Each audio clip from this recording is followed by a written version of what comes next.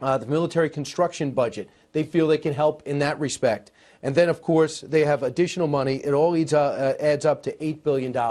So the 1.375, not enough for the president. He wanted 5.7. He walks away at the end of the day with $8 billion.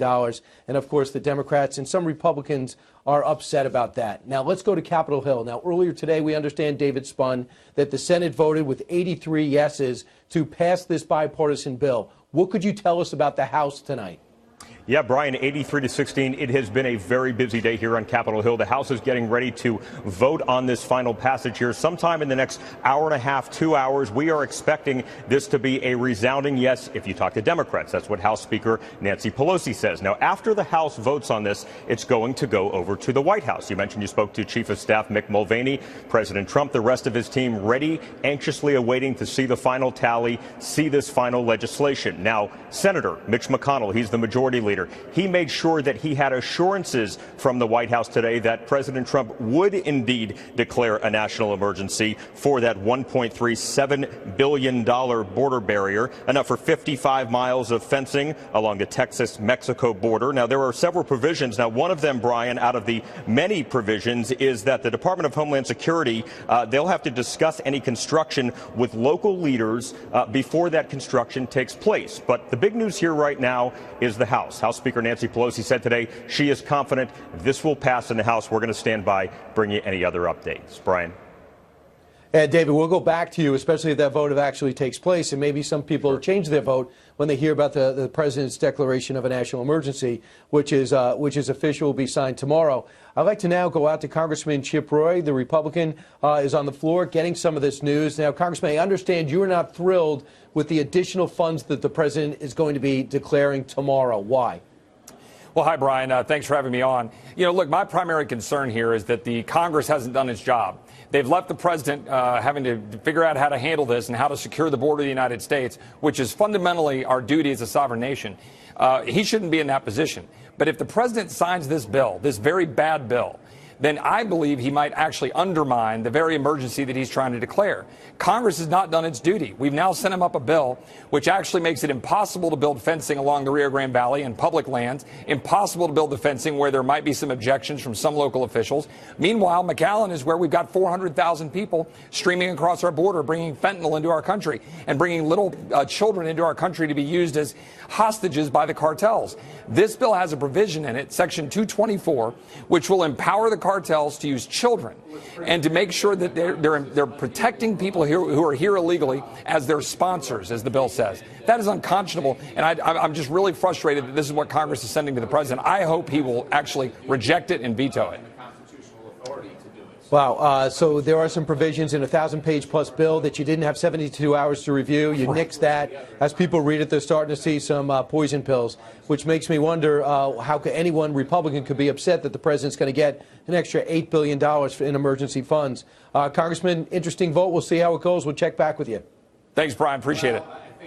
All right, let's go out to Kansas. Chris Kobach, as former Kansas Secretary of State, ran for Senate, almost won that. Governor, excuse me. Chris, we spoke on Fox and Friends this morning, and you said, I got to look at these 1,000 pages to see if some poison pills. You heard the congressman. Do you see some provisions in here that the president's not going to be happy about? Yes, I do. I agree with Congressman Roy completely. Section 224 is a de facto amnesty. Anybody who can claim to be a potential sponsor of an unaccompanied alien minor, and we've got about 223,000 such individuals who've been let into this country. A potential sponsor can be a distant relative. You know, so you played out the numbers. It's probably going to be upwards of 1 million people who are going to claim this protection from removal. They can't be deported, according to this bill, if they're even in the household of a potential sponsor of an unaccompanied alien child. It's a disastrous provision. There's also a provision that says the president can't impose any border fees on crossings. That's one way he was going to make Mexico pay for the wall, is impose a fee on people coming in from Mexico. Well, the bill doesn't allow him to do that. So I blame the the Republican negotiators for putting him in this really bad position. He needs the $1.3 million to build the wall, but he's got these poison pills attached to it, and they really shouldn't have put the president in this position. Well, it's true. So you got the bill, and then you have tomorrow the president's going to be signing he's going to actually declare a national emergency. It's been done 58 times since the law went into effect and giving the president his power since 1976. So will that solve a lot of these problems? Well, yes and no. The national emergency will empower the president to free up additional funds to spend on building the badly needed border wall. And I just came last week from the Arizona border where it's wide open in many places. We absolutely need it. We need to be building immediately. But what happens with the bill is that those funds become available immediately. There is a chance when the Democrats and their allies take this to court, the national emergency, that if they draw lucky and get a judge who is an activist and wants to see the president's wall project stopped, that judge might enjoin the use of these additional funds that come from the national emergency. So he needs that $1.3 billion to get started immediately. We'll see, but obviously the president is looking for money everywhere to make good on his #1 promise that he made to the American people to build that wall. So, I know where he's coming from here. He wants to stay faithful to that promise, and he sees the incredible emergency we have on our southern border. And like I say, just coming from the border recently, it's happening every day, and it is a big problem. And keep in mind, President Obama did 12 of these national state emergencies. He did the same thing with DACA, and so far the Supreme Court has not even taken that up yet. Maybe this will be on a fast track. In the meantime, the president could possibly spend the money. Chris Kobach, you're all over this. Thanks so much for reading the 1,000 pages. We'll see if it passes the House today. Almost my pleasure. Almost your pleasure, right? Let's go out to Mark Stein for some deep thoughts. Mark, after the president made it clear today that he's going to be declaring using emergency funds, immediately Nancy Pelosi came out and said, well, okay, maybe a Democratic president will decide guns. There's too many guns in this country. Will declare a state of emergency. That would not apply to this provision. But what do you think the ramifications are of the president doing this? Well, I think it's difficult with guns because guns are in the Constitution. I'm not sure it would be so much more difficult if she wanted to do something on, say, climate change and the Green New Deal and that kind of thing. So I do share the concerns of people about having to actually police one's national frontier through an emergency measure. And I think actually, just to go back to what Chris Kobach was saying, Brian, I think we all know the first judge the Democrats lay this in front of, whichever rinky-dink district court judge in the Ninth Circuit they decide to give the gift of this emergency, national emergency to, he is going to order a stay on it. And then we get to the stuff that's in the bill, this hideous bill, where it actually gives a veto to municipalities as to whether any border wall can be constructed. There are a lot of huge problems here, and most of them arise because the Republicans, when they control Congress, didn't get this done in the first 2 years. Right. It is strange. They only gave him 1.6, and they only offered him that even in the second year when Paul Ryan was in charge. And we're splitting the screen, Mark, for a very good reason. I know you like usually your face on the whole screen, but we're doing it for a very good reason. We're watching the vote and the speeches come out of the House. Normally the House would vote first, but because of the funeral today, they asked for the Senate to go first. In the big picture, the president sits there and negotiates in a bipartisan way. Many people feel as though the Democrats got more than the Republicans. Fine. But this $8 billion should keep many conservatives happy, knowing that the president continues to fight and trying to fulfill a promise. Would you buy that? Well, I think we need some clarity on what the bill actually says, because some of this stuff about, again, the language that Chip Roy was talking about, potential sponsors, that appears to incentivize human trafficking. I don't know why the Democrats are in favor of that, but the Republicans certainly shouldn't be. All right. Mark, thanks so much. Again, Thanks Mick a lot, Mulvaney Brian. just called us. You got it. $600 million will come from Treasury, $2.5 billion from DOD drug interdiction, $3.5 for military construction budget, and that'll get you to about $8 billion. That'll build a lot of wall and bring a lot of security. Let's see what happens over the next 24 to 48 hours as we continue to watch that vote in the House. In the meantime, while we watch that, coming up next in a couple of minutes, Tucker Carlson takes on the issues like Andy McCabe and his new book and accusations. Later on, China, Marco Rubio, his greatest concerns as we try to reconfigure our trade relationship. Don't miss a minute.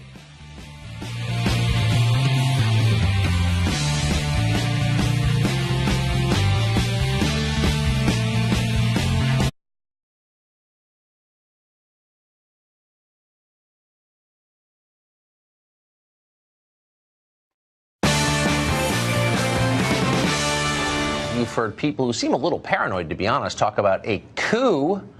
Now they don't seem quite as crazy. In a new interview, former FBI Deputy Director Andy McCabe admitted that Justice Department officials discussed launching an administrative coup d'etat against the President of the United States.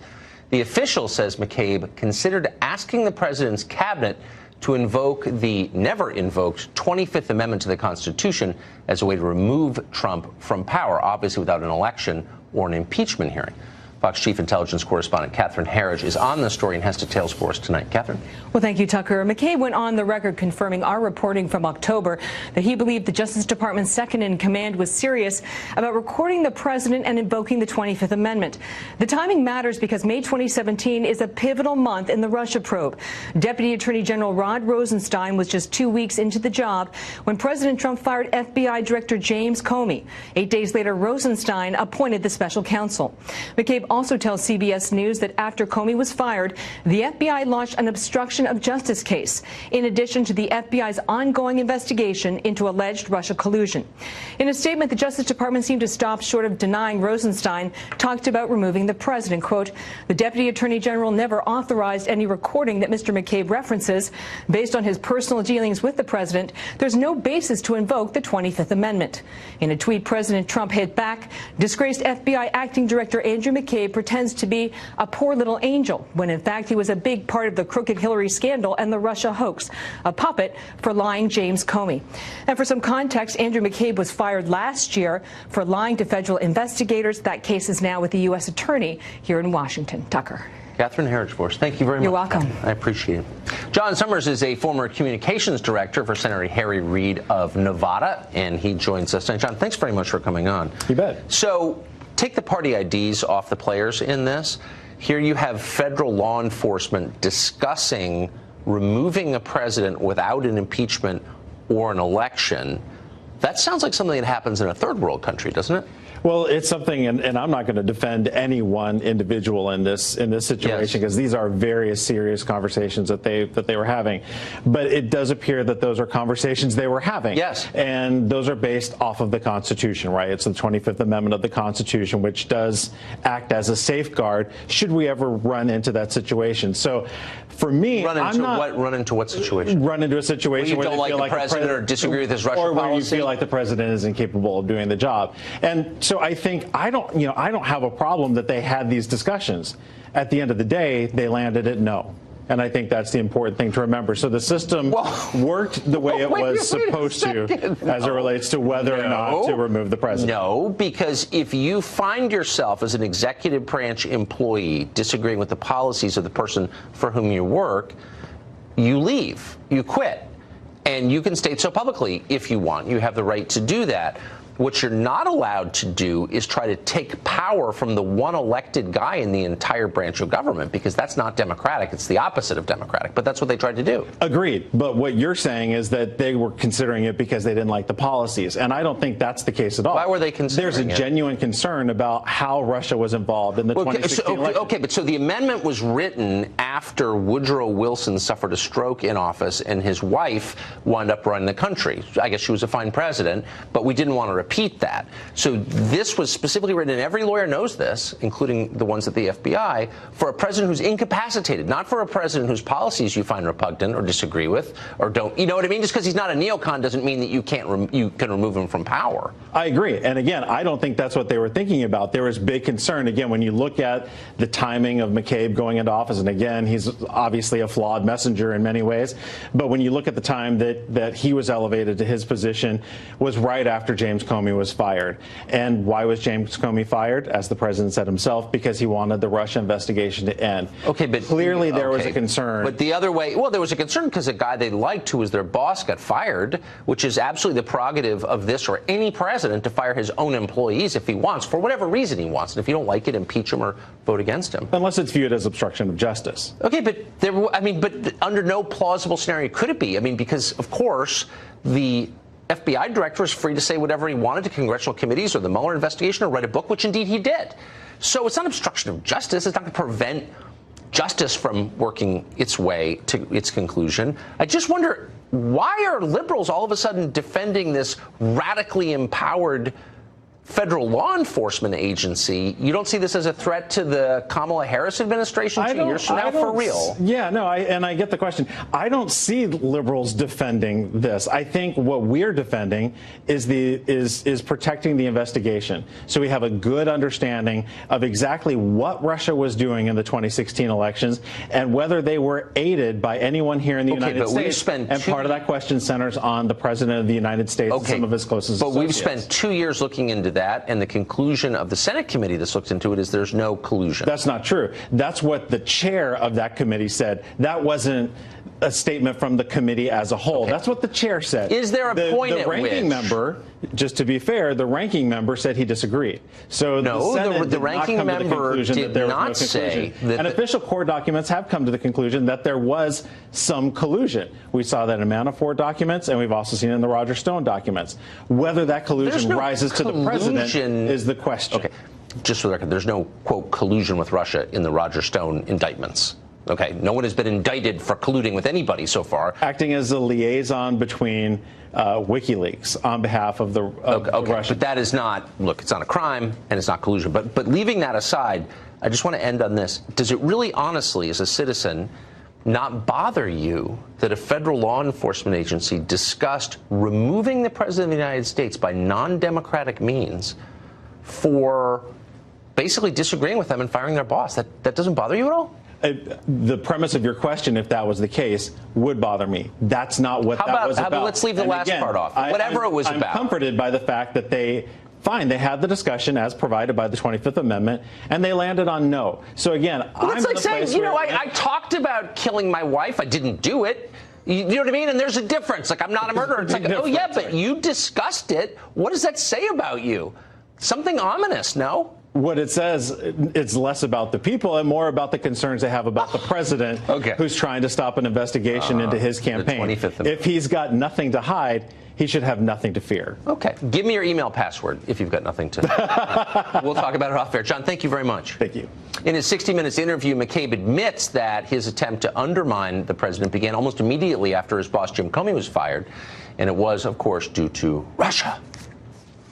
I was speaking to the man who had just run for the presidency and won the election for the presidency, and who might have done so with the aid of the government of Russia, our most formidable adversary on the world stage.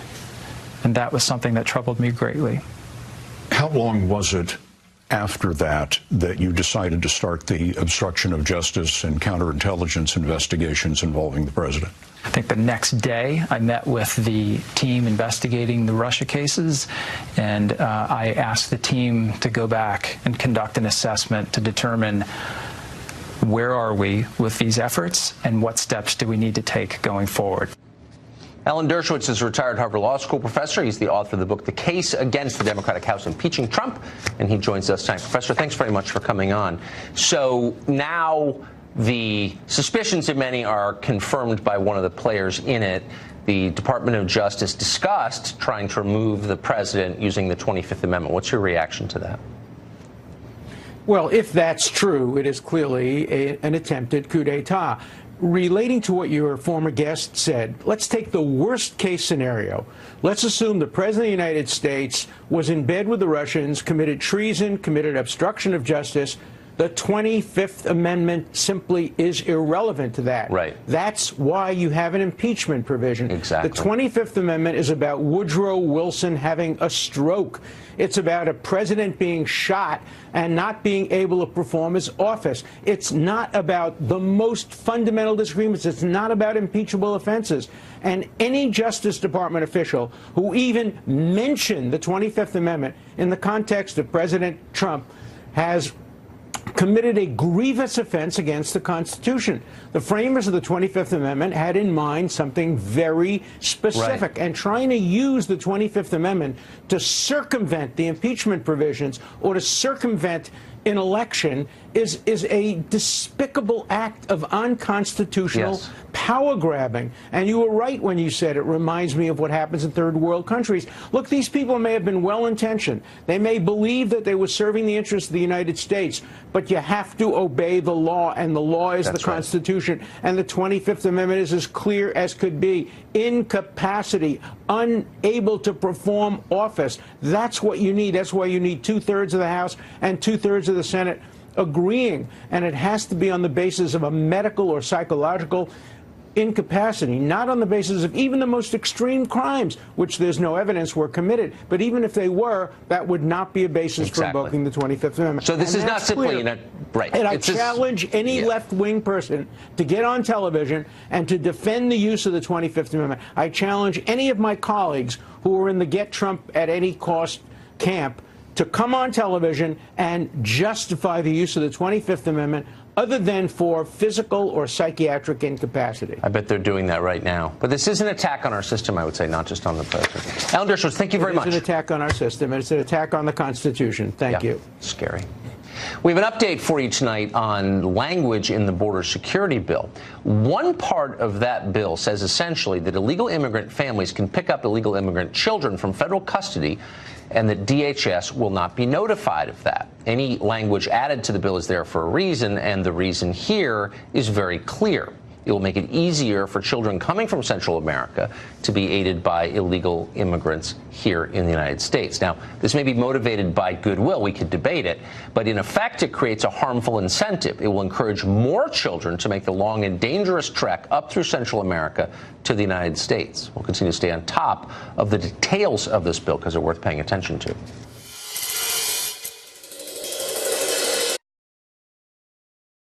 Well, for generations, everybody in America knew what the stereotypes were for the two political parties. Democrats were the party of the working class, coal miners, factory workers, your local beat cop. Republicans were the party of lawyers and doctors. And they spent a lot of time at country clubs, remember? Things have changed a lot. Now Democrats have become the party of the elite professional class. They're consultants, iBankers, socialites, eager to lecture you about open borders, global warming from their gated communities. Nobody knows that change better or has watched it more carefully than the author of Hillbilly Elegy, J.D. Vance. We spoke to him recently about it. J.D. Vance, thanks for joining us. So, because you don't live in Washington and you think bigger thoughts than the rest of us who are completely consumed by this dumb news cycle, I want to ask you a broader question. The parties have realigned. They don't represent the same people they thought they represented or that they have represented for the last 70 years. I'm not sure their leaders understand this. But you do. Who do the parties represent as of right now? Well, at a big level, the Democratic Party increasingly represents professional class elites. Yes. And Republicans represent middle and working class wage earners in the middle of the country. Now, I will say, I think Democratic leaders kind of get this. If you look at the big proposals from the 2020 Democratic presidential candidates, universal child care, debt-free college, even Medicare for all, which is framed as this lurch to the left, but is really just a big handout to doctors, physicians, pharmaceutical companies, and hospitals, they sort of get that they're the party of the professional class, and a lot of their policies are geared towards making life easier for professional class Americans. The problem I have is that my party, the Republican Party, hasn't quite figured out that we basically inherited a big chunk of the old FDR coalition. The middle of the country, working and middle class, blue collar folks, the sort of people who work, pay their taxes, send their kids to the military. That's increasingly the base of the Republican Party. But the Republican donor elites are actually not aligned with those folks in a lot of ways. And so there's this really big mismatch, big picture within the Republican Party. So I'm completely fascinated by what you just said, something I've never thought of in my life, that Medicare for all is actually a sop to the professional class. That's a whole separate segment, and I hope you'll come back and, and unpack that all. But more broadly, what you're saying, I think, is that the Democratic Party understands what it is and who it represents and affirmatively represents them. Yes. They do things for their voters, but the Republican Party doesn't actually represent its own voters very well. Yeah, that's exactly right. I mean, look at who the Democratic Party is. And look, I don't like the Democratic Party's policies. Most of the times I disagree with them. But I at least admire that they recognize who their voters are, and they actually, just as raw, cynical politics, do a lot of things to serve those voters. Now look at who Republican voters increasingly are. They're people who disproportionately serve in the military, but Republican foreign policy has been a disaster for a lot of veterans. They're disproportionately folks who want to have more children. They're people who want to have more single-earner families. They're people who don't necessarily want to go to college, but they want to work in an economy where, if you play by the rules, you could actually support a family on one income. Yes. Have Republicans done anything for those people really in the last 15 or 20 years? I think you can point to some policies of the Trump administration. Certainly instinctively, I think the president gets who his voters are and what he has to do to service those folks. But at the end of the day, the broad elite of the party, the folks who really call the shots, the think tank intellectuals, the people who write the policy, I just don't think they realize who their own voters are. Now, the slightly more worrying implication is that maybe some of them do realize who their voters are. They just don't actually like those voters. Well, that's it. So I watch the Democratic Party, and I notice that if there's a substantial block within it, it's this unstable coalition of all these groups that have nothing in common. But the one thing they have in common is the Democratic Party will protect them. Yes. You criticize a block of Democratic voters, and they're on you like a wounded wombat. They'll bite you. The Republicans watch their voters come under attack and sort of nod in agreement. Yeah, these people should be attacked. Yeah, that's absolutely right. I mean, if you talk to people who've spent their lives in D.C., I know you live in D.C. Yes. I've spent a lot of my life here. The people who spend their time in D.C., who work on Republican campaigns, who work at conservative think tanks. Now, this isn't true of everybody, but a lot of them actually don't like the people who are voting for Republican candidates these days. And if you ultimately boil down the never Trump phenomenon, what is the never Trump phenomenon? I was very critical of the president during the campaign. But the never Trump phenomenon, I think, is primarily not about the president. It's about the people who are most excited about somebody who was anti-elitist effectively taking over the Republican Party. They recognize that Trump was, whatever his faults, a person who instinctively understood who Republicans needed to be for. And at the end of the day, I think they don't necessarily want the Republican Party to be for those folks. They don't like the policies that will come from it. They don't like necessarily the country that will come from it. And so there's a lot of vitriol directed at people who voted for Donald Trump, whether excitedly or not. If the Republican Party has a future, it'll be organized around the ideas you just laid out, maybe led by you or someone who thinks like you. I'm serious. That's what it needs, I think. J.D. Vance, thank you. Thanks, Tucker. It is time for Final Exam. The remarkable Lauren Blanchard going tonight for her 8th win in a row. The question is, have you paid closer attention than she has to this week's news? Find out after the break. That the Senate would vote second when you have a bipartisan bill like this border budget bill to extend funding of the government till September 30th. But because of the funeral of Congressman Dingell, the House said, hey, can we vote late at night? So the Senate had their vote, and they had 83 votes for, so it passes. The House, at this very moment, as I split the screen with them, is beginning to vote, and they're going to vote for the next 15 minutes on the passage of the bill. Now, it's expected to pass as we bring in Mark Stein. Mark, the one thing I'm wondering is, being that it's become clear and we reported at the top of the hour that the president's going to take the $1.375 billion and all the provisions that are with it to build the barrier, and there's more money. There's about $49 billion in here for other things, but he's going to take that. But the being that he's getting about $8 billion total in emergency funds, national emergency funds, which he can declare constitutionally, I'm wondering if some liberals are going to defect from that. What do you think? So the theory would be that if they think he's serious about doing it, then they would object to this bill because he does need the starting money. He needs that additional, he needs that billion and change just so he can get going before, as we were talking about before, some district court judge in the Ninth Circuit somewhere decides to strike it down. I think what will be interesting about this is the dynamic between the Freedom Caucus, which in the House, which has felt it does not actually have any meaningful leverage on this, and the president's own inclinations. But the language of this bill, I mean, this is an appallingly written bill. As you say, it's very weird for it to be starting in the Senate because, you know, funding bills normally start in the House. There's a great sense that a lot of this is being kind of made up as it goes along. But there are things in that bill that are poorly drafted and that of huge implications. And legislators owe that to their constituents beyond anything else. All this wording that nothing in this bill or any other bills, for example. What does or any other bills mean in there? He can't ever build a wall in the Rio Grande Valley. No way, no how, not now, not never. I mean, this isn't the way. Republics of citizen representatives draft legislation.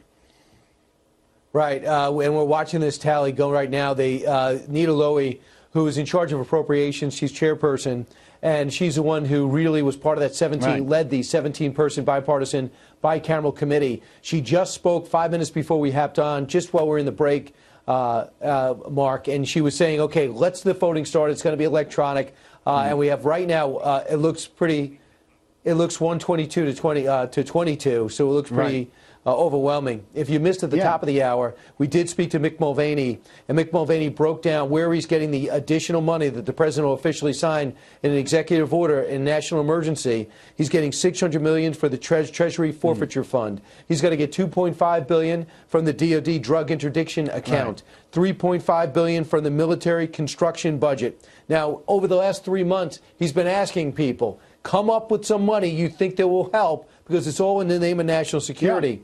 But I want to go now, and this is the money, how it breaks down. Obviously, Nancy Pelosi is going to, well, it's just a matter of time before she challenges this or somebody challenges this in court. David Spun is actually on the House floor covering all this as the vote develops. It's round now 129 to 28. David, any surprises so far? Well, hey, Brian, that's the vote total right now. The actual final number is 217. That would be the magic number, I should say. We're waiting. Once it gets to 217, then you can officially say that they have the votes needed to actually pass that bill, combine that with the Senate version, then go ahead and send it over to the White House. Nancy Pelosi, the House Speaker, said today she has been confident from the beginning that this was not going to be a problem. She said this was going to pass. Also, Brian, she mentioned that there may be some legal challenges if the president declares a national emergency. She said that it could cause some type of precedent issues, meaning that if a Democrat gets elected next time, they could declare a national emergency for what they feel would constitute a national emergency. So right now it's a 15-minute vote. We should know, I'm looking right now from some emails from our House producer, Chad Pergram, the final tally should come somewhere around the top of the hour in about 15 minutes. And the magic number in the House is 217 as we watch those votes tally now. And then at that point, there will be a ceremony. Nancy Pelosi, the House Speaker, will sign it and then send it over to the White House, where you've been speaking to the Chief of Staff, and the President's team will review it before he signs it. Brian? David, real quick, 10 seconds. Anybody say something of note in their remarks before the vote took place that our viewers should know about? Well, we do know that Alexandria Ocasio-Cortez, she is a liberal Democrat from New York. As she was walking in, somebody spoke to her off camera, and she said that she would be voting no because the actual bill gives money to Homeland Security. She said that she wants to defund ICE and parts of Homeland Security. Brian? Right. She's definitely different. Always trying to stand out on every vote at every moment. David Spun, thanks so much. Mark Stein, thank you very much. Back in a moment, we're covering Tucker Carlson Live is covering all the breaking events in Washington. Don't move.